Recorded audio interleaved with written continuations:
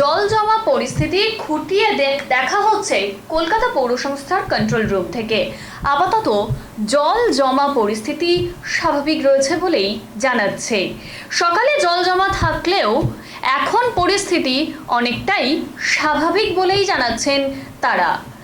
DG জল সরবরাহ অনিন্দ কুমার ঘোষ নিজের কাজে যোগ দিলেন। তিনি ডেপুটি চিফ ইঞ্জিনিয়ার সিভিল ছিলেন।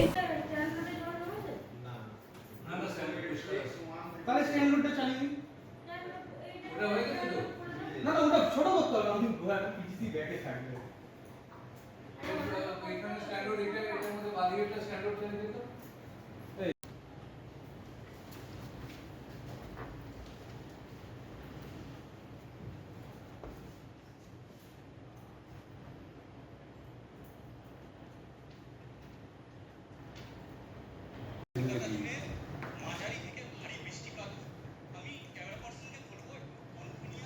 আমি কোথা থেকে ক্যামেরা পার্সন হয়ে গেলাম রে?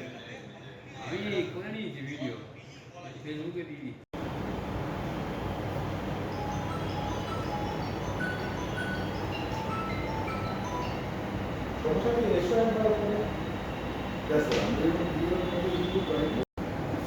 সবসময়ই হয়।